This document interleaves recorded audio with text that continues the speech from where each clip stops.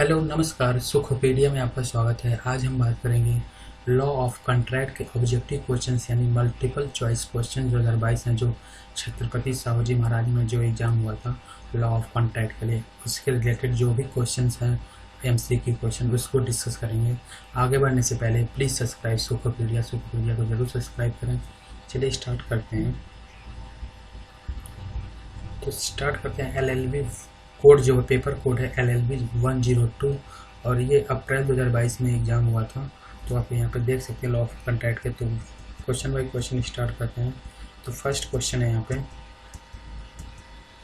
What is object of Indian contract act. तो भारतीय संविदा विधि का क्या उद्देश्य है। तो इसका ऑप्शन कौन सा सही है। A, to define and amend the law of contract, संविदा से संबंधित विधि को परिभाषित एवं संशोधित करना। दूसरा क्वेश्चन देख लेते हैं, Indian contract act 1872 extends to.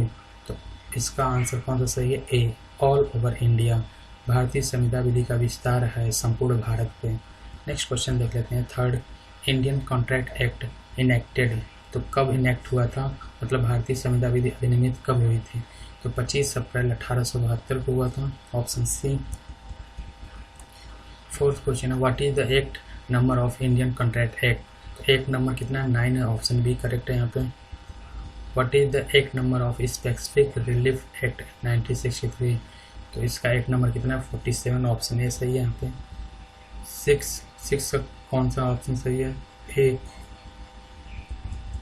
Next देख लेते हैं seventh, which sections of specific relief act provides that injunction can be refused। तो 41 है यहाँ पे, ऑप्शन डी।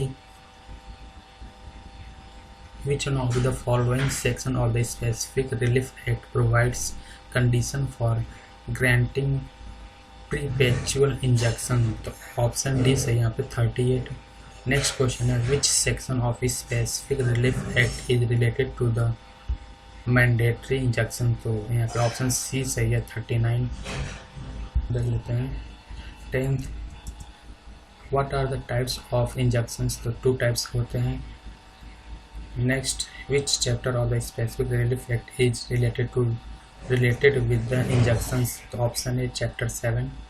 नेक्स्ट, निम्नलिखित में से कौन सी धारा घोषात्मक आज्ञप्ति से संबंधित है। तो 34 है यहाँ पे, ऑप्शन डी। ऐसी संविधाएं जिनका विशिष्ट पालन नहीं कराया जा सकता दी गई धारा है। तो 14 है, ऑप्शन सी करेक्ट है यहाँ पे। विनिर्दिष्ट अनुतोष अधिनियम की कौन सी धारा संविदा के विशिष्ट पालन के लिए प्रावधान करती है। 10 है, तो ऑप्शन सी यहाँ पे करेक्ट है।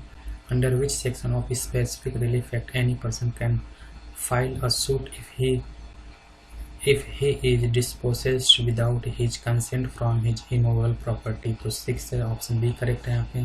which one of the following section is related with the recovery of specific movable property। तो 7 है यहाँ पे, ऑप्शन डी करेक्ट है यहाँ पे। which one of the following section is related with the recovery of specific immovable property। तो यहाँ पे सेक्शन 5 है, फिर सी ऑप्शन सही है यहाँ पे। Specific relief act came into force. तो कब आया था, मतलब स्पेसिफिक रिलीफ एक्ट कब आया था।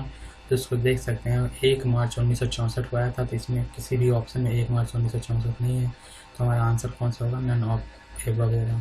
तो डी करेक्ट है यहाँ पे। Next, how many sections are in specific relief act. Total कितने सेक्शन है स्पेसिफिक रिलीफ में। तो आप देख सकते हैं यहाँ पे ऑप्शन डी करेक्ट है 42।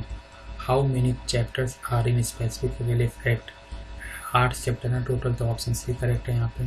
Next, in which year specific relief act passed. तो किस ईयर में पास हुआ था, 1963 में पास हुआ था, यानी ऑप्शन डी करेक्ट है। Which section provides the agreement will be void if the consideration and objects unlawful in part. ये सेक्शन 24 में। तो ऑप्शन डी करेक्ट है यहाँ पे। On attaining the age of majority the minors agreement. तो can't be ratified है ये। तो ऑप्शन बी करेक्ट है यहाँ पे। A agrees to sell to B 100 tons of oil, the agreement is। तो ये कौन सा एग्रीमेंट होगा, वाइड एग्रीमेंट होगा, यानी ऑप्शन डी करेक्ट है यहाँ पे।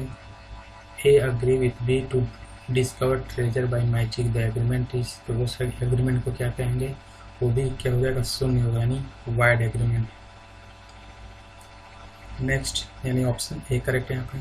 Next A agree to pay B 1000 rupees if two straight line should enclose a space the agreement is. तो ये क्या हो जाएगा, ये भी शून्य एग्रीमेंट हो जाएगा। तो ऑप्शन ए करेक्ट है यहाँ पे। Who is not competent to contract, तो कौन नहीं, अनसाउंड माइंड यानी अस्वस्थित जो रहेगा वो भी, यानी ऑप्शन सी करेक्ट है यहाँ पे। और contract to pay B R 10,000 if B is house is burned, this contract is क्या हो जाएगा, कॉन्टीजेंट कॉन्ट्रैक्ट हो जाएगा, समाश्रित संविदा। ऑप्शन ए करेक्ट है यहाँ पे। Next exceptions of doctrine of privity of contract do not include, तो यहाँ पे ऑप्शन सी करेक्ट होगा, equitable mortgage. Next which one of the following is not a essential section of contract act, तो option D he should be Indian, he should be Indian, तो वो भारतीय हो। Next for the formation of the contract which is not essential, तो damages है जो क्षतिपूर्ति होती है, ऑप्शन डी करेक्ट है यहाँ पे। विच one of the following is a correct consideration में बी पास्ट प्रेजेंट और फ्यूचर, तो ऑप्शन यहाँ पे करेक्ट है। Next under Indian contract act consideration किसके अंदर हमें आता है, तो ऑप्शन ए और बी सही है, यानी may proceed from any other person, may proceed from the promise, तो बोथ ऑप्शन सही है, A and B. Consideration means तो जो चारों ऑप्शन है, must have some value in the eye of law, must be real, must not be illusory, all the correct, तो option D correct है यहाँ पे। Proposal made to the public is called general proposal, यानी option A correct है यहाँ पे। Next void agreement defined under section, तो किस सेक्शन के under agreement void agreement defined है, 2G यानी सेक्शन 2G के। Which section is related to the mode of revocation of the proposal, section 6 यानी ऑप्शन डी करेक्ट है यहाँ पे। प्रपोजल में भी रिवोक्ड, तो यहाँ पे कौन सा ऑप्शन सही है, बोथ ए एंड बी, यानी ऑप्शन सी करेक्ट है यहाँ पे। Communication of proposal is complete, तो ऑप्शन इसका ए करेक्ट है यहाँ पे। When it becomes to the knowledge of the person to whom it is made. Next, which one of the following section is related with the communication, acceptance and revocation of proposal, तो यहाँ पे option D correct है यहाँ पे। Which one of the following section is related with liquidated damages, तो section 74 है, option A correct है यहाँ पे। Which section is related with doctrine of remoteness of damages, तो सेक्शन 73 यानी ऑप्शन डी करेक्ट है यहाँ पे। Which section is related with the unliquidated damages, तो सेक्शन 73 करेक्ट है यानी option D. Next, which one of the following case is related with ascertainment of the damages, तो Headley versus बैक्समेंडर, तो ये कौन सा ऑप्शन सही है, सी। Which section deals with the obligation of person enjoying benefit of non gratuitous act, तो कौन सा ऑप्शन सही है यहाँ पे, सेक्शन 70 यानी ऑप्शन सी करेक्ट है यहाँ पे। Next, if a person who finds goods belonging to another and he takes them into his custody, he will be treated as, तो ऑप्शन ए करेक्ट है यहाँ पे। Which one of the following section is related to the responsibility of finders of goods, section 71 option D सही है यहाँ पे। 48 का D, 49 सी, 50 का डी, 51 ए, 52 सी, 53 बी, 54 बी,